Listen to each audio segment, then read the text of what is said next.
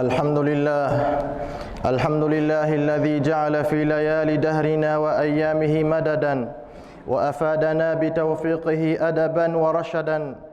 ففي العشر ادخل للأمة من خزائن فضله ما لا يتصوره بال وما لا يطلع على خيار بنوع مثال. والصلاة والسلام على من به أفاض الله على الخلق من حقائق الحق لكل ذي مرآة صافية وزجاج رق، وعلى آله نجوم الهداية وأصحابه رجال الولاية.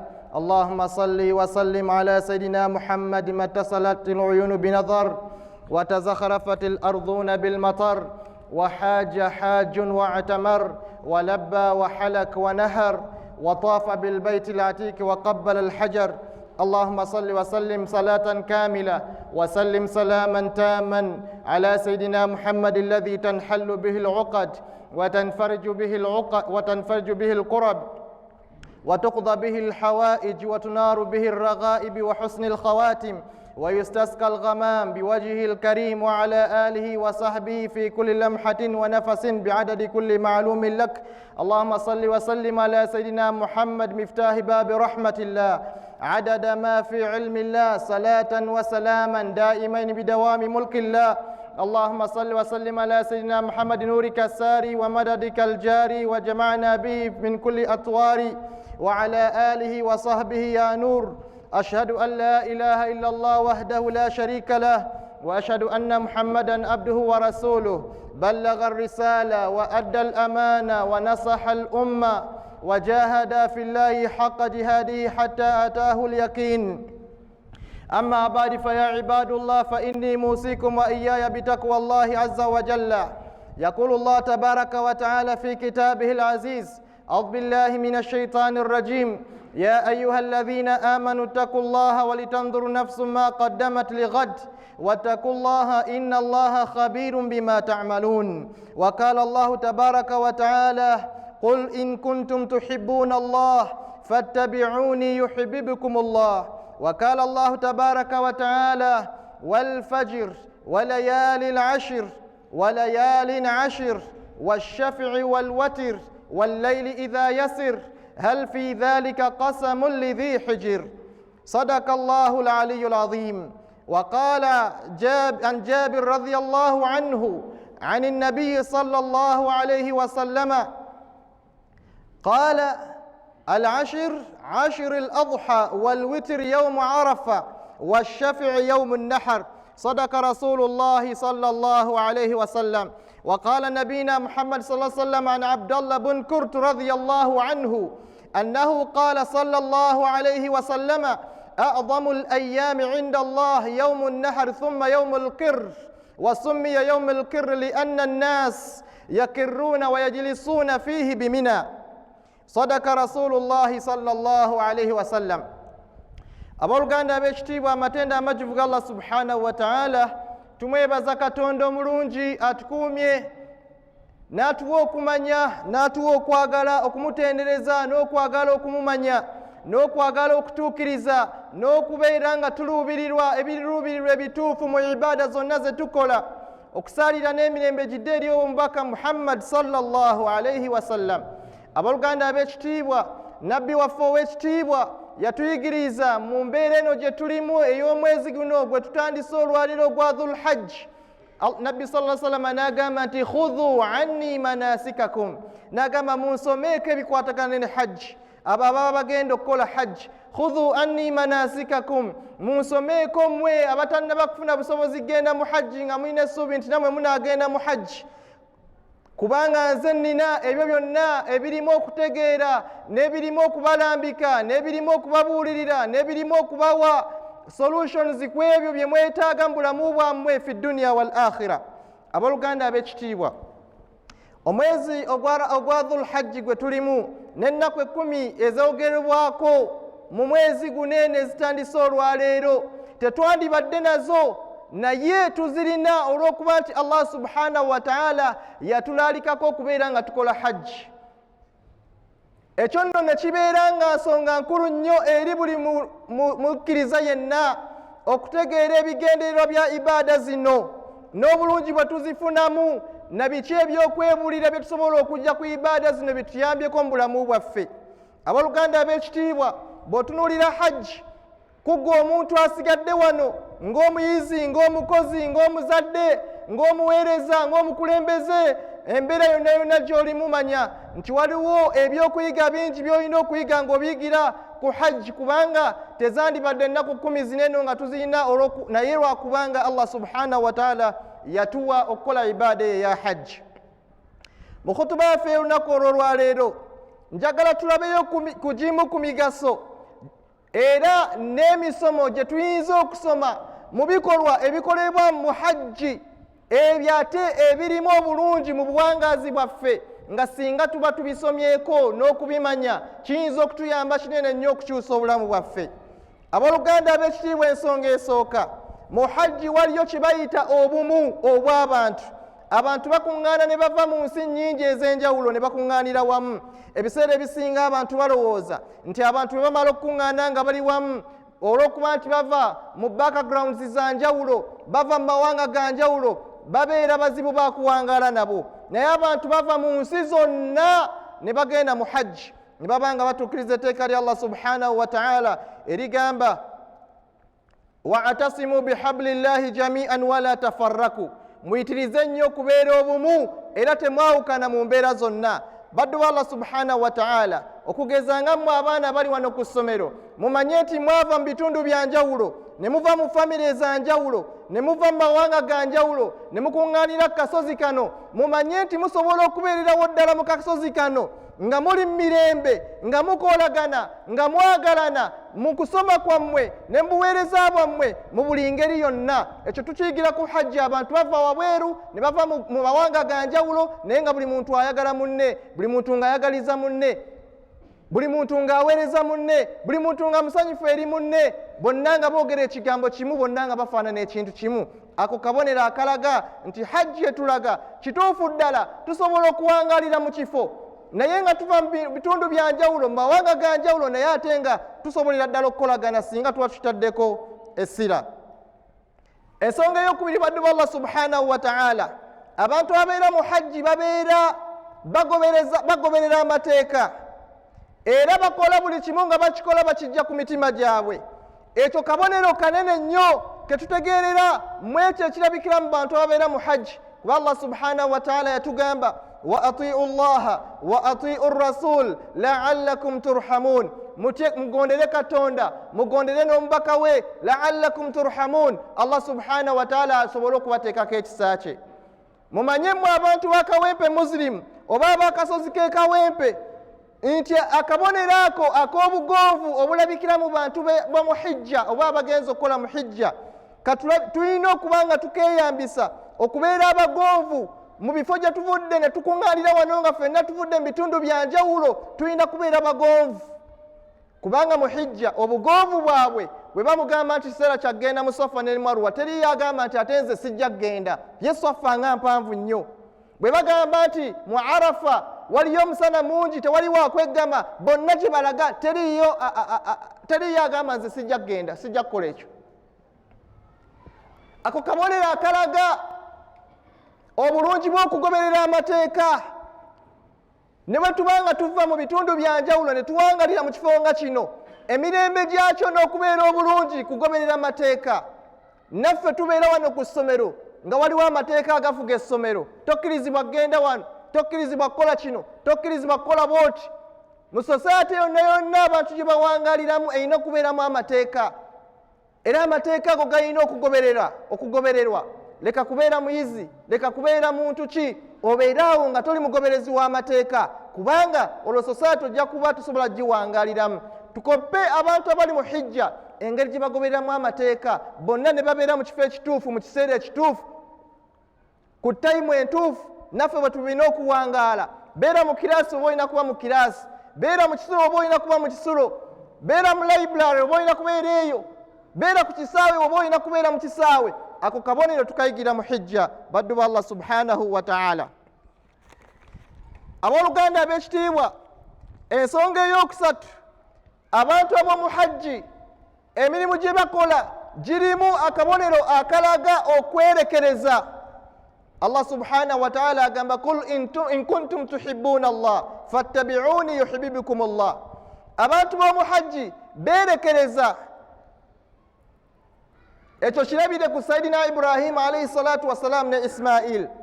Berekereza n'asala watuukirize ekyo kye yeeyama maaso ga Katonda wasalewo asale Sayyidina Ismail alayhi salatu wassalam. Ekyo kyali mu kwerekereza baddu ba Allah subhanahu wa ta'ala. Kabonero abantu bonna ke balina otuukiriza nga bali mu hijja ne batambulira wakati wa Safa ne Marwa ne bagenda mu nsenyi Arafa ne batuukiriza ne basala okwagala okutuukiriza emizizo egyatuukirizibwa abaatusooka ne kaba akabonero ke tulina okuyigirako nti tulina okwerekereza baddu ba Allah subhanahu wa ta'ala. Nammwe ng'abayizi mwakola agreements wakati wammwe ne bakadde bammwe nti mujja kujja wano musome mutuukirize kye mweyama mu maaso g'abakadde bammwe musome, oleme kugayaala, oleme kwebaka, oleme butafaayo, kubanga ne Sayyidina Ibrahim alayhi salatu wassalam yeeyama mu maaso ga Katonda we era n'asalawo atuukirize. Buli w'osalawo okwagala okutuukiriza Allahu subhanahu wa ta'ala akuteeramu obulungi n'obwangu na buli ngeri ki gy'osobola okufuna ekisinga okubeera ekirungi mu kwerekerezaako. Twerekereze tubeere b'amazima, twerekereze tube bantu balungi, twerekereze tutuukirize ebyo ebirayiro bye twakuba maaso g'abakadde baffe nga tujja mu kifo kino okuweereza, okusoma, okutuusa bwe tunaava mu kifo kino ate Allah subhanahu wa ta'ala tutaake mu kifo ekirala.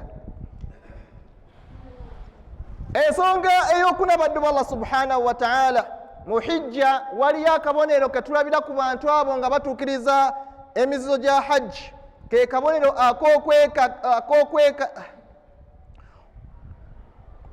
akabonero ak'okubeera nga buli muntu alaba nga ali kyekimu ne munne.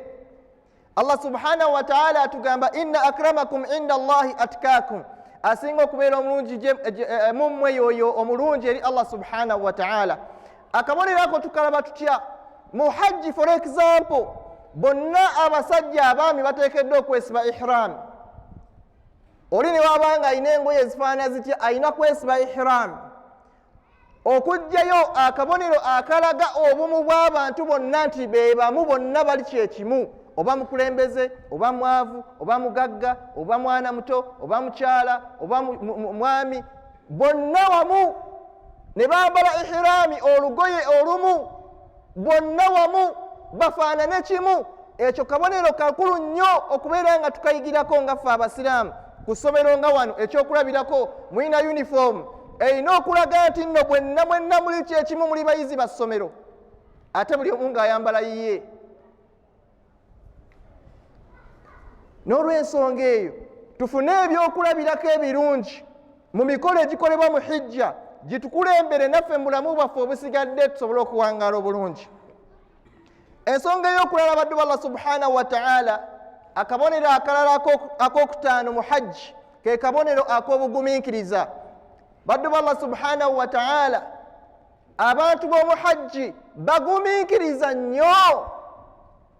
Makka yenna abeera ajjudde, mu Arafa baba bajjudde, olina kutambula mpola, olina kwegendereza, butakosa munno, omutambulira mu layini, tokosa munno, muntu aweereza munne n'ogumiikiriza omusana, tolina kuteekako ku mutwe, omusajja talina kuteekako nkofiira, talina kusalako njala, talina kusalako nviiri. Obugumiikiriza obwo bonna bwakola olw'okuba amanyi waliyo ekiruubirira. Agenda kuva mu hijja ye nga Allah amusonyiye amazambi ge gonna, agenda kuva mu hijja ye nga Allah subhanahu wa ta'ala okusaba kwe akufudde mustajaabu, tayawanika mikono n'asaba dduwa nga Allah tajyanukudde.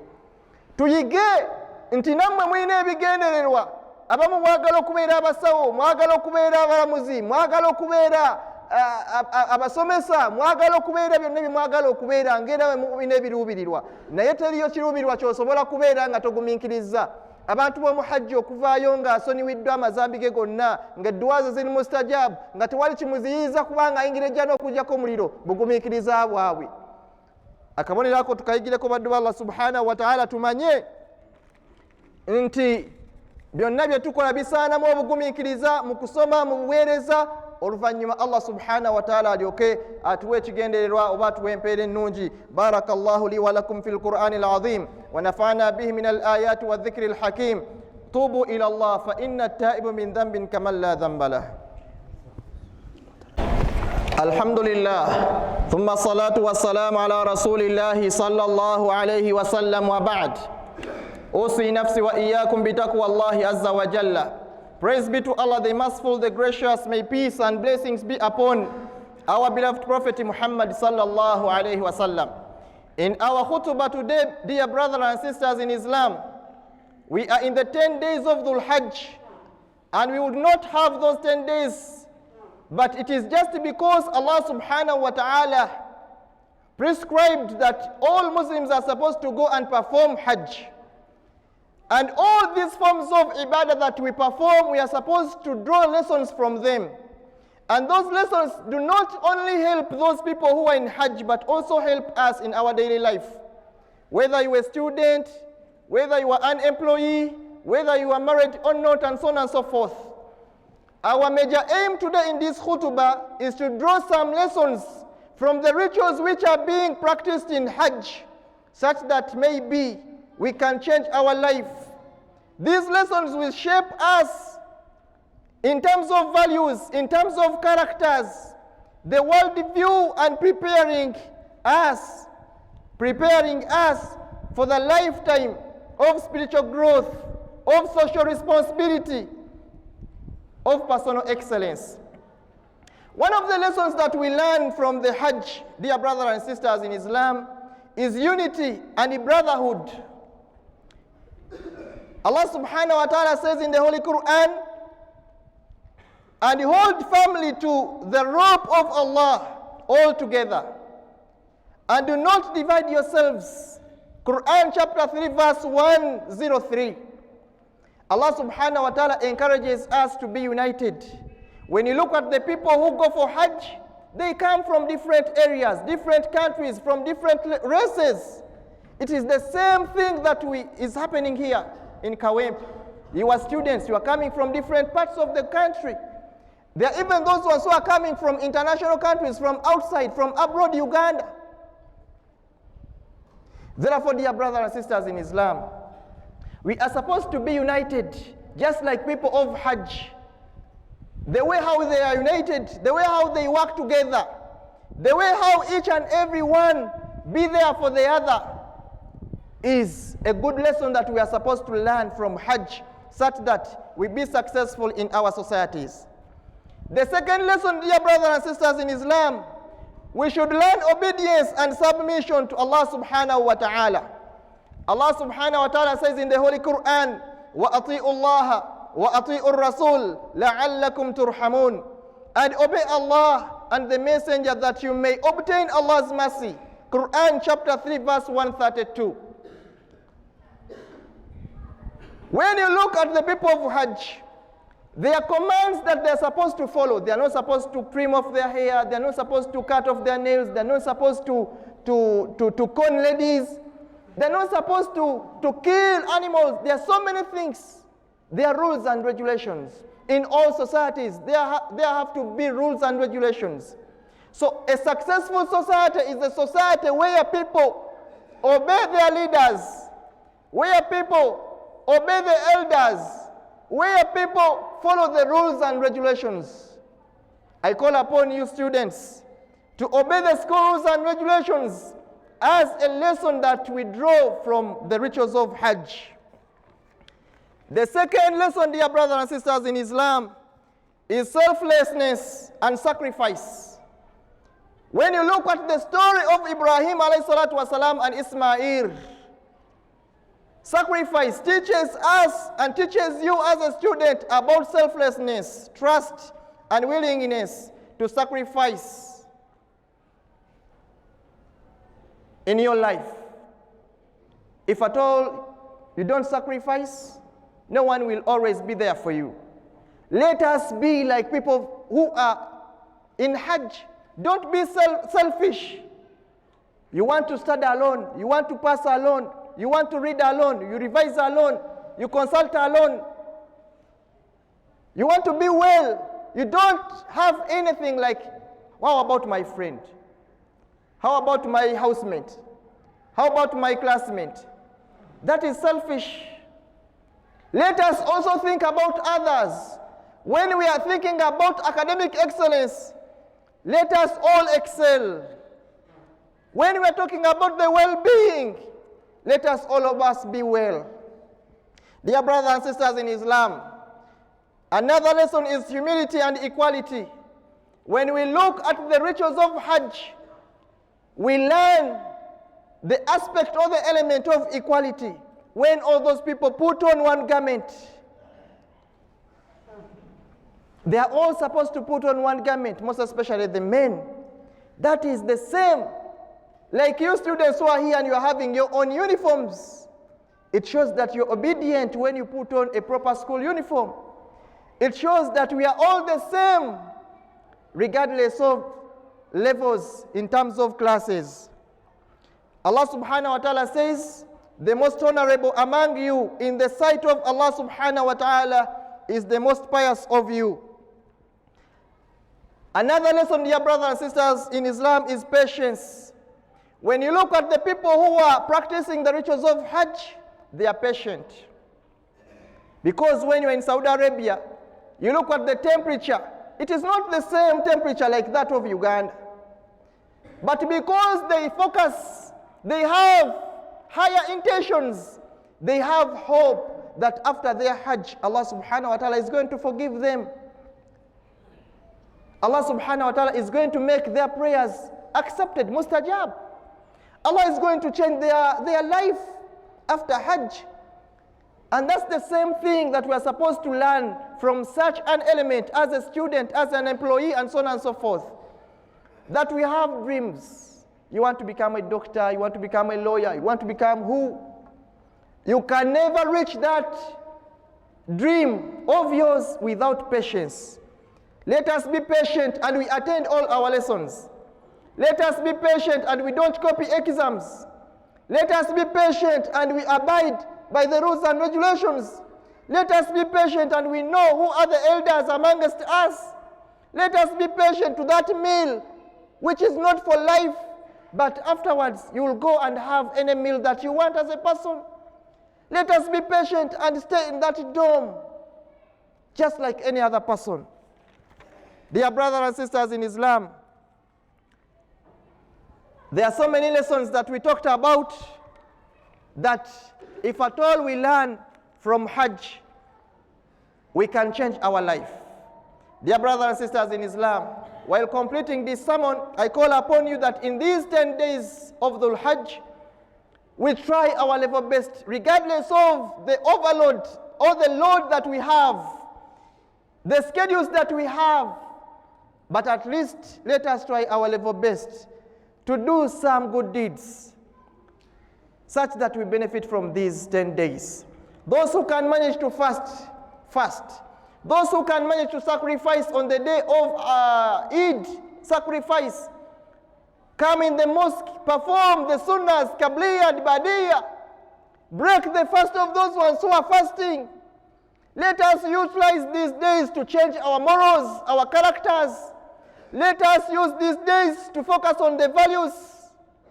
Let us focus on these days to see that we change our life and we change our societies. أيها المؤمنون بالله زينوا بواطنكم بالحضور مع الله وخصوصا في الصلوات وعند تلاوة القرآن وعند استماع الخطب وفي فعل الطاعات فإنما زينة قلب العبد لا يكون إلا بحضوره مع الإله السيد الركيب جل جلاله وتعالى في علاه. إن الله لا ينظر إلى صوركم ولا ينظر إلى أجسادكم ولكن ينظر إلى قلوبكم ونياتكم. وأكثر الصلاة والسلام على المصطفى خير الأنام فإن أولاكم به يوم القيامة أكثركم عليه من الصلاة والسلام. وإن الله أمركم بأمر بدأ فيه بنفسه وثنى بملائكته وأيها المؤمنين من عباده فكان مخبرا وآمرا لهم تكريما. إن الله وملائكته يصلون على النبي يا أيها الذين آمنوا صلوا عليه وسلموا تسليما. اللهم صل وسلم على سيدنا محمد المصطفى خير الأنام اللهم صل وسلم على عبدك المختار سيدنا محمد الذكار الشكار الصبار التالي لآياتك آناء الليل وأطراف النهار، وعلى حليفه ولا خليفة من بعد المختار، وصاحبه وعنيسه في الغار، مؤازره في حال السعة والضيق، خليفة رسول الله سيدنا أبو بكر الصديق رضي الله عنه، وعلى الناطق بالصواب حليف المحراب، ناشر العدل بأنوار السنة والكتاب المنيب الأواب أمير المؤمنين سيدنا عمر بن الخطاب، وعلى منفق الأموال ابتغاء منة المنان، من استحيت منه ملائكة الرحمن، مهي الليالي بتلاوة القرآن، أمير المؤمنين ذو النورين سيدنا عثمان بن عفان، وعلى أخ النبي المصطفى ابن عمه ووليه وباب هديته وعلمه، ليث ابن غالب إمام أهل المشارق والمغارب، أمير المؤمنين علي بن أبي طالب رضي الله عنه، وعلى الحسن والحسين سيدي شباب أهل الجنة في الجنة، وريحانتي بنبيك بنص السنة، وعلى أمهما الحوراء فاطمة البتول الزهرة، وعلى خديجة الكبرى وعائشة الرضا وأمهات المؤمنين، وعلى الحمزة والعباس وسائر أهل البيت الذين طهرتهم من الدنس والأرجاس، وعلى أهل بيعة العقبة وأهل بدر، وعلى أهد وعلى بيعة الرضوان، وعلى الصحب الأكرمين، وعلى من تبعهم بإحسان إلى يوم الدين، وعلينا معهم وفيهم برحمتك يا أرحم الراحمين.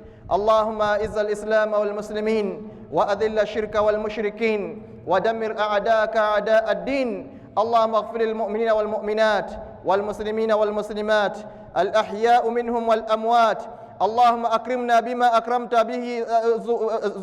أكرمت به حجاج بيتك الحرام وزوار نبيك أفضل الصلاة والسلام. اللهم أكرمنا اللهم اجعلنا في من أكرمتهم، اللهم أعطنا في من أعطاهم، اللهم اغفر لنا في من اغفرت لهم، اللهم تب علينا في من تبت لهم برحمتك يا أرحم الراحمين. اللهم أكرمنا بذات بيتك الحرام وقبر نبيك أفضل الصلاة والسلام، وأعتق ركابنا وركاب آبائنا من النار. اللهم ربنا تقبل منا إنك أنت السميع العليم، وتوب علينا يا مولانا إنك أنت التواب الرحيم. اللهم لا تحرمنا خير ما عندك لشر ما عندنا، ذلك فضل الله يؤتيه من يشاء والله ذو الفضل العظيم. برحمتك يا أرحم الراحمين ويا أكرم الأكرمين. عباد الله، إن الله يأمركم بالعدل والإحسان وإيتاء ذي القربى وينهى عن الفحشاء والمنكر والبغي يعظكم لعلكم تذكرون. فاذكروا الله يذكركم ولذكر الله أكبر. وأقم الصلاة إن الصلاة تنهى عن الفحشاء والمنكر.